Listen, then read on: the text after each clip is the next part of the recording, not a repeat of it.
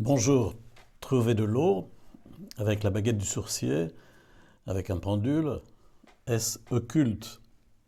Où donc situer le travail du sourcier?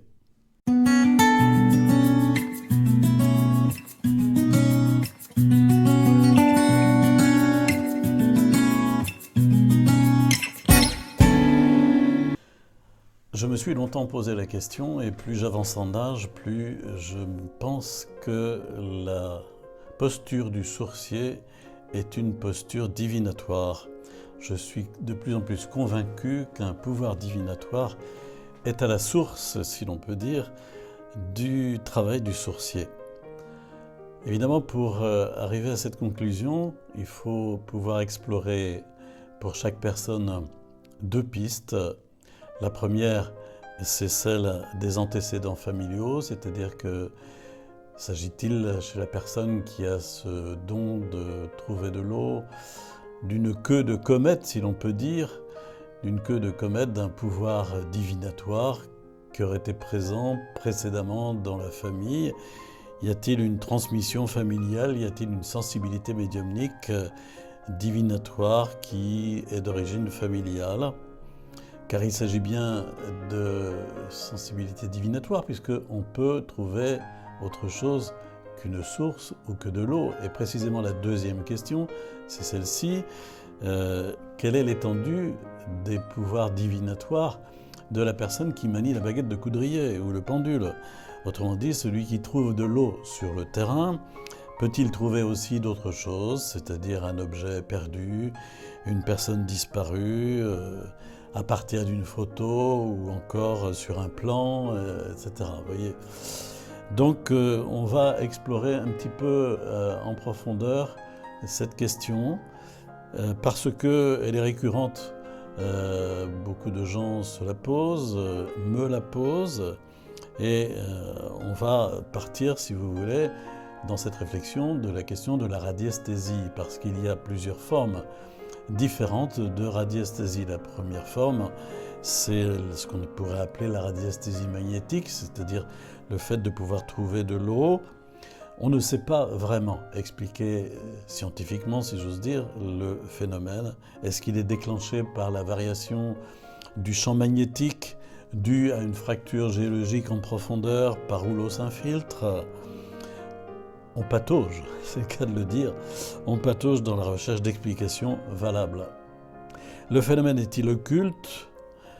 J'aimerais effectivement faire à chaque fois l'anamnèse des pratiques occultes de la famille, dans la famille de la personne qui manie la baguette de coudrier, pour savoir si y a une sensibilité divinatoire, comme je le disais déjà, qui aurait été transmise familialement, parce que au fond, pouvoir trouver autre chose que de l'eau, c'est franchir une frontière, et c'est passer de la radiesthésie magnétique à une deuxième forme de radiesthésie, qui est la radiesthésie, la téléradiesthésie, si vous voulez, radiesthésie psychique, appelez-la comme vous voulez, mais celle-ci est tout à fait occulte. On va se servir d'un pendule pour obtenir toutes sortes de renseignements sur le passé, sur le présent, pourvu que l'on se concentre sur un objet, sur une photo.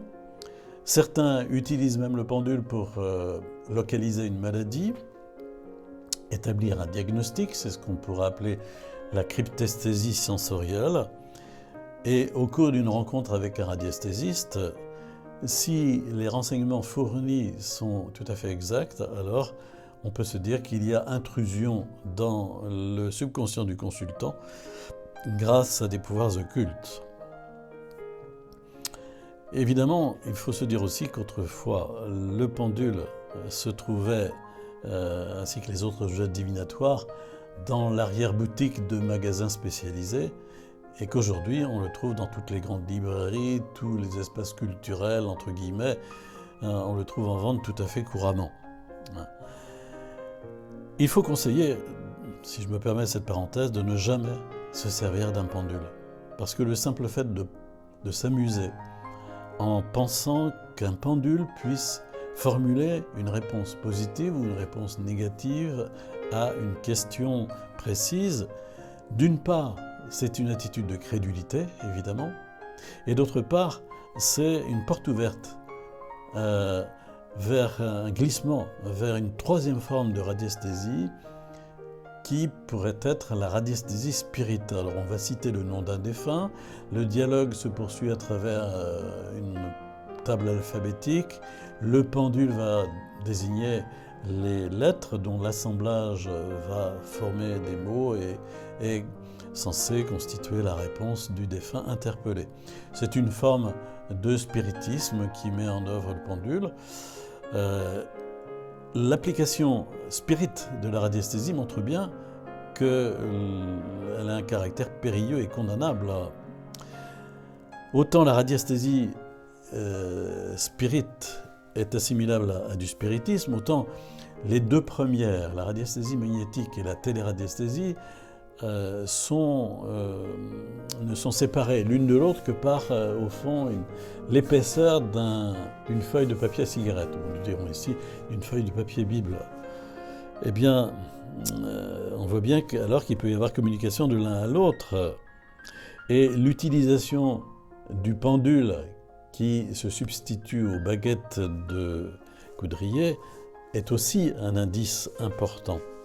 Donc il faut s'abstenir de ce petit jeu. Je vais vous proposer maintenant d'écouter des témoignages parce que, effectivement, c'est très bien d'avoir des théories, mais partir de la pratique, partir de considérations pratico-pratiques des personnes, c'est plus important encore. Voici un article qui est paru dans un journal local sartois à propos d'un homme sourcier, depuis 15 ans en Sarthe.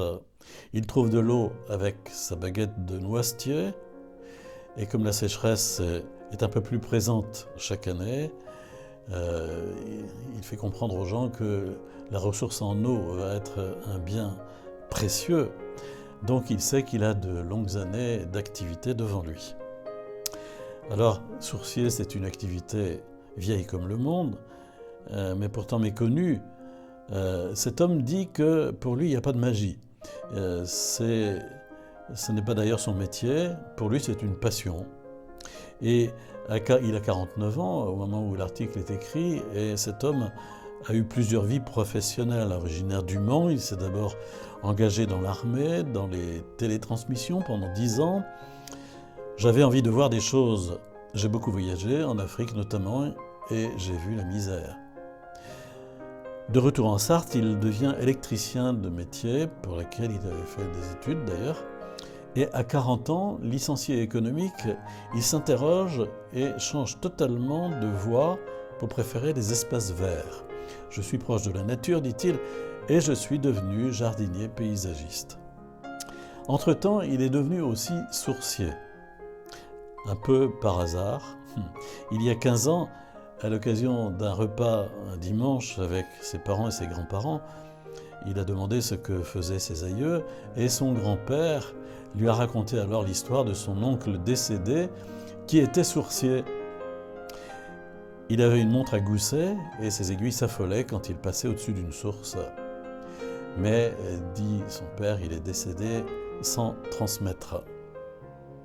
C'était sans compter sur la fascination qu'a tout de suite ressentie cet homme. Il se plonge dans des recherches sur Internet. Il avait un puits, il en a fait le tour avec une baguette en Y. La baguette tombait, dit-il, sans que je fasse le moindre mouvement. Alors que faire de cette prédisposition ? Je suis allé sur un forum de sourciers et j'ai appris grâce à eux. Il s'est d'abord testé chez des amis et depuis, il est sollicité régulièrement par des foreurs ou des praticiens qui souhaitent installer un puits chez eux. Et il ajoute, beaucoup de sourciers pensent que c'est un don, moi pas. À la base, je suis très cartésien, même si je n'ai pas de réponse à tout. C'est une faculté, c'est en rapport avec la magnétite que nous avons dans le corps. Des gens en ont plus que d'autres. Ces gens captent le magnétisme de l'eau. Bon, c'est son explication. Et le Sartois, lui, en a beaucoup. Il n'y a pas de magie, dit-il, mais des prédispositions. La technique n'a pas évolué au fil des siècles. Le sourcier se sert toujours d'une baguette de noisetier. Tout juste concède-t-il à la modernité en prenant parfois une baguette en plastique qui, elle, ne cède pas. Il peut déterminer la profondeur de la source et son débit.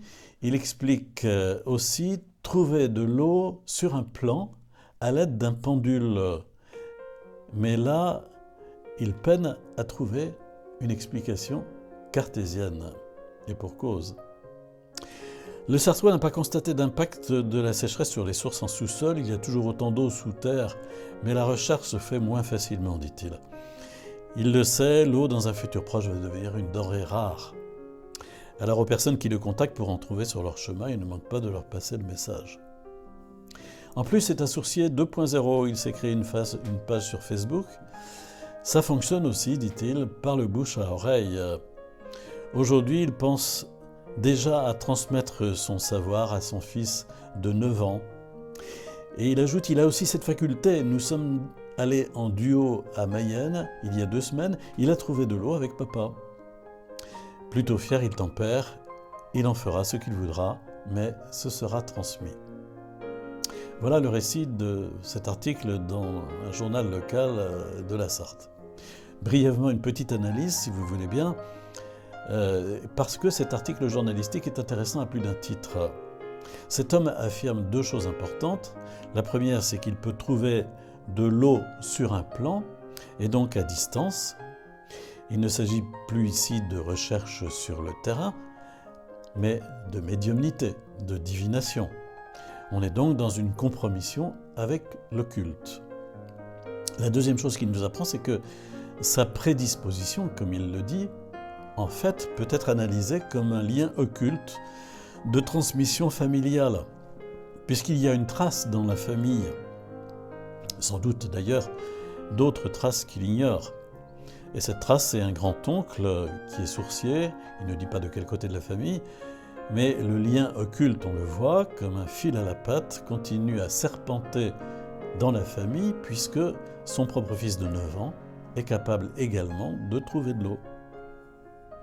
Alors, puisqu'il est présent sur Internet en tant que sourcier 2.0, je me suis fendu de quelques recherches et donc je suis allé voir sur sa page Facebook. Il se présente comme un sourcier et praticien en soins énergétiques.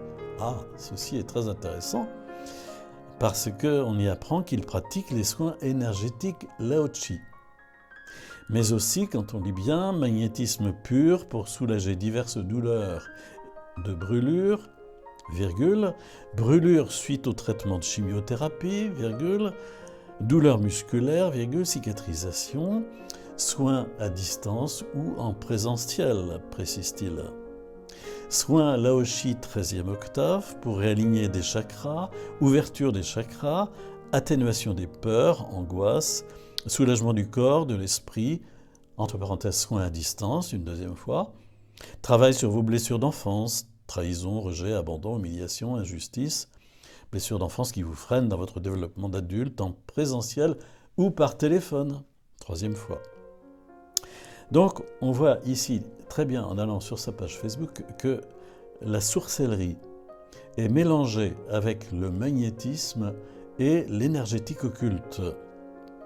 Personnellement, je l'ai déjà exprimé longuement, je n'ai aucun doute sur l'origine occulte du magnétisme guérisseur. Voyez le livret qui vous est proposé sur le magnétisme. Et j'ai également mis en ligne sur le site sosdiscernement.org un article sur les dangers du Lao-Chi, l'utilisation du Lao-Chi, un soin énergétique d'origine occulte et qui a croisé mon chemin en tant que prêtre exorciste. On peut donc, sans se tromper, affirmer que la prédisposition, entre guillemets, de cet homme pour trouver de l'eau est en fait un pouvoir occulte de médiumnité et de divination. Les suites énergétiques ne sont que l'exploitation du même gisement occulte auquel il émarge déjà, mais cette fois-ci sous forme de magnétisme et de soins Lao-Chi. Intéressant. Alors voici un deuxième témoignage maintenant, parce que il m'arrive d'avoir des échanges mails avec des personnes ici ou là en France qui me contactent, et voici ce témoignage que la personne m'a autorisé à reproduire. Il dit ceci: « Mon père parlait des sourciers, car dans les Cévennes, l'eau est précieuse pour les villages et les cultures en terrasse. Et la plupart des sources ont été recherchées grâce aux sourciers, avec un travail parfois colossal, des galeries creusées à la main dans le rocher. Gamin, je m'étais amusé à chercher de l'eau, mais sans aucun succès. Avant la construction de notre maison, ici, j'ai donc fait venir un sourcier du coin pour ne pas bâtir la maison sur un éventuel point d'eau qui pourrait être précieux pour l'arrosage du jardin. Le sourcier m'ayant trouvé une source, j'ai entrepris de creuser un puits avec des anneaux de puits en béton. Quand je suis arrivé à 2,50 m de profondeur environ, j'ai voulu m'assurer que les anneaux de puits descendaient bien verticalement. Je suis donc allé chercher mon fil à plomb, mais impossible de vérifier la verticalité, le fil à plomb tournait sur lui-même. Étant sorti du puits, j'ai remarqué que le fil à plomb tournait aux endroits où le sourcier était passé et que je retrouvais le trajet de la source marqué par le sourcier qui était venu.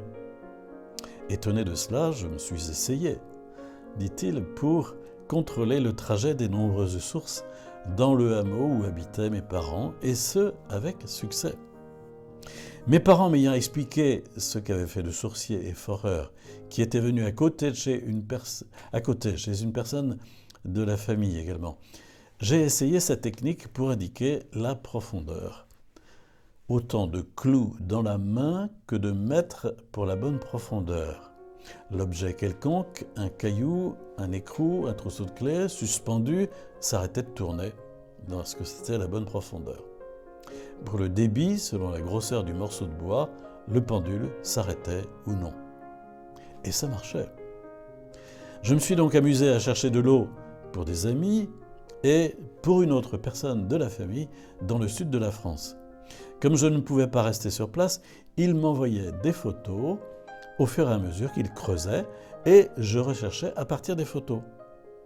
Et c'est là que j'ai commencé à me poser des questions. En effet, il paraît que nombre de personnes auraient la sensibilité pour trouver de l'eau. Sur le terrain, pourquoi pas?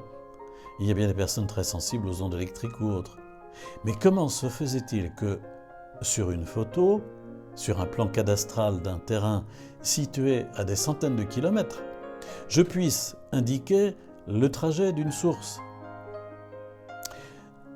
J'ai donc pris quelques reculs, dit-il, et je ne pratique plus sur une photo un plan, et quasiment plus sur le terrain, si ce n'est assez rarement pour m'amuser et voir si à cet endroit qui rassemble apparemment tous les critères pour qu'il y ait un point d'eau, il y a effectivement de l'eau. Ou encore pour voir où passent mes tuyaux d'arrosage que j'ai enterrés il y a 30 ans. Mais maintenant, je suis très hésitant à pratiquer même cela. Et il termine en disant: que pensez-vous de mon histoire? Alors je vais faire une brève analyse pour parler du travail à distance sur support. Ce témoignage me semble décisif et c'est d'ailleurs ce qui m'a amené à écrire le livret à votre disposition et à faire cette vidéo. La question est vraiment très bien posée par cette personne. Il subodore une efficacité divinatoire et donc occulte. Et c'est bien le cas puisqu'elle s'exerce sur une photo et donc à distance, ce à quoi il faut réfléchir plus avant. Et la demande ou le dépôt de photos devrait attirer notre attention. C'est le signe d'une emprise occulte à distance à partir d'un support représentant la personne. Combien de fois des personnes qui sont venues au service de l'exorcisme diocésain n'avaient-elles pas préparé à l'avance des photos pour pouvoir me les donner? Alors je déclinais la présence des photos parce que qu'est-ce que cela signifiait? Qu'elles avaient l'habitude d'aller voir des magnétiseurs et qu'elles le faisaient en lui donnant des photos. Alors une fois qu'elles ont compris ce qui pouvait se passer en déposant des photos, certaines évidemment se sont mordues les doigts. Parce qu'il faut savoir qu'est-ce que cela veut dire, travailler sur photo et demander des photos. Le travail sur support, c'est une façon ordinaire de procéder dans les rituels magiques, notamment les rituels de magie noire, à partir de vêtements, de sous-vêtements, de rognures d'ongles, de mèches de cheveux, etc. Je me souviens de cette maman, j'ai déjà cité le cas dans d'autres vidéos, mais je me souviens de cette maman en instance de divorce qui venait avec son enfant et qui me disait « c'est bizarre tout de même, chaque fois qu'il va chez son père, il revient avec une mèche de cheveux en moins. » Et parce qu'il la lui a prélevée. Je lui ai répondu, vous savez, c'est pas la peine de chercher très loin.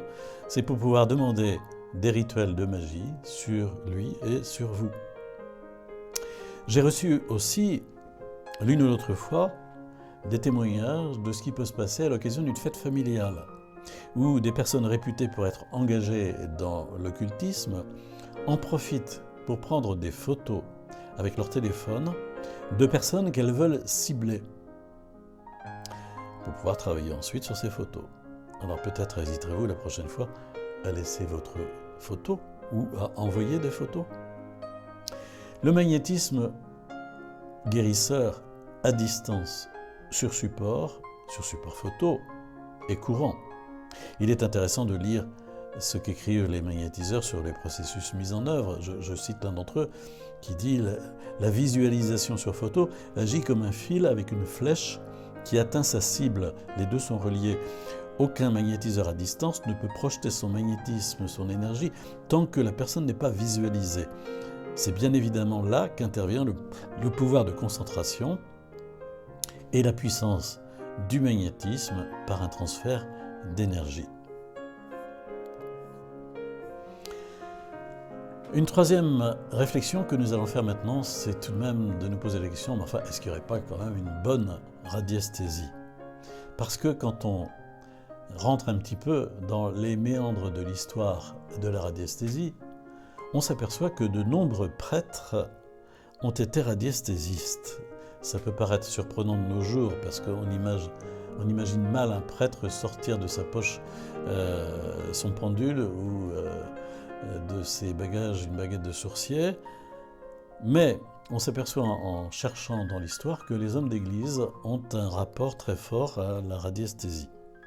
Je suis allé voir sur Wikipédia, j'ai vu comment l'abbé Alexis Timothée Bouly, qui est mort en 1958, on peut lire sa biographie, on peut voir comment il était très engagé dans la sorcellerie. Alors, attention, on ne parle pas de sorcellerie, mais de sorcellerie avec un U. Très engagé aussi dans l'herboristerie. Et c'est lui qui a inventé le terme de radiesthésiste. Et dans d'autres articles sur Internet, par exemple l'article « Pourquoi beaucoup de prêtres étaient radiesthésistes », on fait état de liens de cet abbé Bouly avec l'abbé Mermet, qui est mort en 1937. L'abbé Mermet qui est surnommé le prince des sourciers. Il avait publié un ouvrage « Comment j'opère », un ouvrage édité à plusieurs milliers d'exemplaires dans les années 1930. Un troisième ecclésiastique, l'abbé Henri Suc, qui est mort en 1947, curé de Villeneuve-sur-Vègre dans le diocèse d'Albi, connu pour le maniement de la baguette et du pendule, dont il a tiré un ouvrage à fort succès éditorial, car en 1934, il a publié « À la recherche de la vérité naturelle par la baguette et le pendule », un opuscule de près de 200 pages consacré à la radiesthésie. Il y développe longuement les techniques propres à la détection souterraine des métaux, des sources d'eau et même des truffes. Ça peut être intéressant pour la cuisine. L'abbé s'aventure également sur d'autres terrains tout à fait singuliers. Le diagnostic des maladies humaines, la médecine vétérinaire, l'orientation du lit pour un meilleur sommeil, il devait être un peu précurseur du feng shui, la chasse à la baguette ou encore la façon de retrouver son chemin dans le brouillard à l'aide du pendule. Intéressant en hiver. L'abbé Suc assure localiser avec le pendule les parties du corps atteintes par la maladie, mais toutefois il renvoyait les patients vers des traitements de la médecine conventionnelle. Alors vous voyez bien, le fait que les prêtres, des religieuses, des laïcs puissent être engagés fortement dans la radiesthésie, engagés fortement dans la vie de l'Église, évidemment, mais en même temps posséder et exercer des pouvoirs occultes, de quelque nature qu'ils soient d'ailleurs, ça n'est absolument pas une garantie de l'origine divine de ces pouvoirs occultes. Cela montre au contraire la capacité de ces pouvoirs à séduire. Derrière la radiesthésie se cache un fort pouvoir divinatoire, extrêmement séduisant, comme le montre son impact sur le clergé. On peut penser que cela vient de Dieu, mais ce n'est pas le cas. Oui, direz-vous, mais enfin tout de même, ça a permis de forer des puits dans des pays où sévit la sécheresse.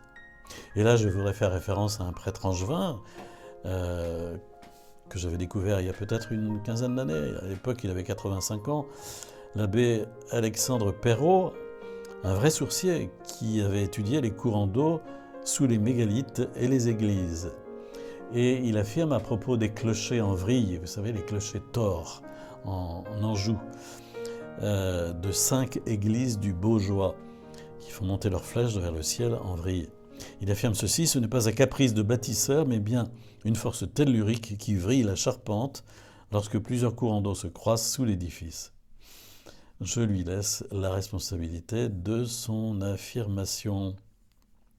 En tout cas, c'était un radiesthésiste, sourcier, de réputation internationale. Après 60 ans de recherche de l'eau en France et à l'étranger, en particulier en Afrique, il avait à son actif plus de 10 000 points d'eau découverts à travers le monde. Au cours de sa longue existence, ce prêtre angevin avait été sollicité aussi bien en Afrique qu'au Brésil, au Liban, en Thaïlande. Dans les dernières années de sa vie, il se déplaçait moins, mais réalisait une partie de ses recherches à l'aide d'un pendule au-dessus de cartes et de plans. Je me souviens avoir été très étonné de constater que le dernier chapitre de son livre Des mégalithes au clocher tors de l'Anjou, le dernier chapitre de ce livre est un chapitre écrit à la gloire du pendule. Et ça m'avait très étonné et même choqué, car pour un prêtre, c'est tout de même quelque peu contradictoire.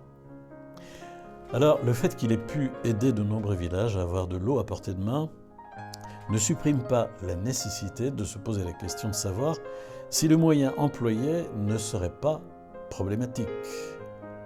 En effet, le moyen employé, le pendule, est orienté divinatoire, fait donc appel aux esprits ténébreux pour être efficient. Ce prêtre se pose d'ailleurs plusieurs fois la question dans son livre.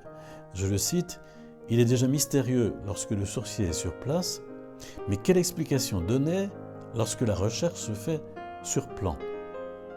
Mais il ne donne aucune ébauche de réponse.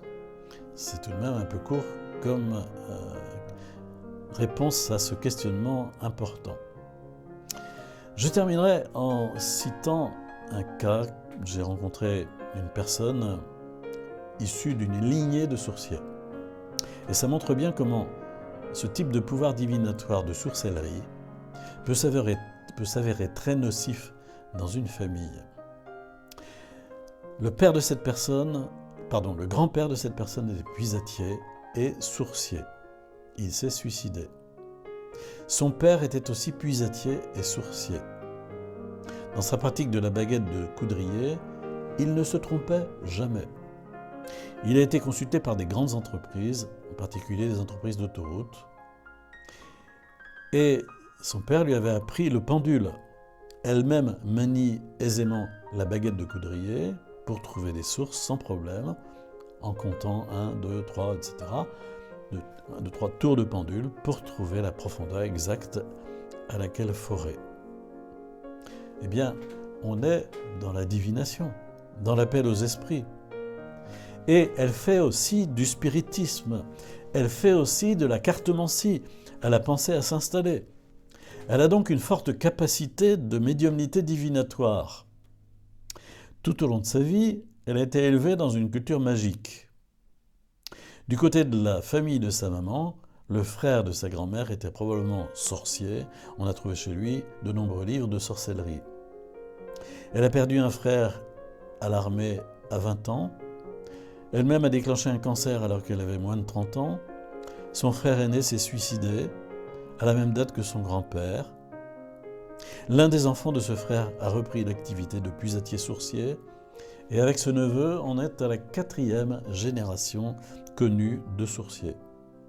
Eh bien, au vu des dégâts qui sont présents dans la famille, et avec la manipulation du pendule et de la baguette de coudrier pour trouver des sources, il n'y a plus guère de doute à avoir sur l'origine occulte de ce don. Donc, pour terminer, au terme de cette réflexion, la conclusion en ce qui me concerne ne fait aucun doute. Et encore, je ne vous ai pas fait état de nombreuses confidences qui montrent que la sorcellerie côtoie de nombreux autres pouvoirs de la galaxie occulte. La réponse posée, la pratique du sourcier, trouver de l'eau, des sources, est-ce que c'est occulte? La réponse à la question ne fait pour moi plus aucun doute, oui. De nombreuses personnes ne veulent pas, ne souhaitent pas pousser l'analyse assez loin. Vous comprenez, affirmer que ça marche, ce n'est pas suffisant pour dire que c'est bon. Pourquoi je dis c'est bon? Parce que c'est la parole qui est mise dans la bouche de Dieu dans le récit biblique et de la création. Dieu vit que cela était bon. Deux fois, Genèse 1,18, Genèse 1,31, cela était très bon. Donc dire que ça marche, ce n'est pas suffisant pour dire que c'est bon. Ne confondons pas la bonté et l'efficacité. Essayons de voir plus loin que le bout de notre nez. L'indigence actuelle de la réflexion dans les milieux chrétiens sur tous ces sujets est affligeante. Vous voyez à ce sujet mon livret « La malformation occulte des chrétiens ». Tant qu'on n'intégrera pas l'existence des esprits diaboliques comme une réalité, ainsi qu'en témoignent longuement les évangiles. Toutes les réponses apportées aux questions en rapport avec le paranormal resteront bancales, voire même tout à fait insignifiantes. Il ne s'agit pas de tout diaboliser, non, mais il s'agit de mettre à sa juste place l'hypothèse spirituelle, lorsque toutes les autres dimensions rationnelles ou scientifiques ont été honorées. Si donc on vous propose d'essayer le pendule, d'essayer de trouver de l'eau, de trouver une source, déclinez l'invitation, n'y touchez pas, poursuivez votre chemin. Si vous avez l'idée, parce que vous avez acheté un nouveau terrain, de faire venir un sourcier, n'en faites rien, vous vous en porterez bien. Je vous invite à faire connaître cette vidéo à d'autres personnes de votre entourage qui, sans doute, ont cette problématique de se poser la question, mais d'où peut bien provenir ce pouvoir de trouver des sources, de trouver de l'eau? Je sais que ce que je vous ai dit dans cette vidéo sera vraiment poil à gratter pour beaucoup de gens. J'ai mis plusieurs dizaines d'années, je répète, j'ai mis plusieurs dizaines d'années à me décider à prendre maintenant une position claire et ferme sur la question, parce que j'ai suffisamment l'expérience à travers de nombreuses confidences, de nombreux récits, de nombreux témoignages, pour dire que oui, trouver de l'eau, c'est vraiment divinatoire et occulte. À bientôt.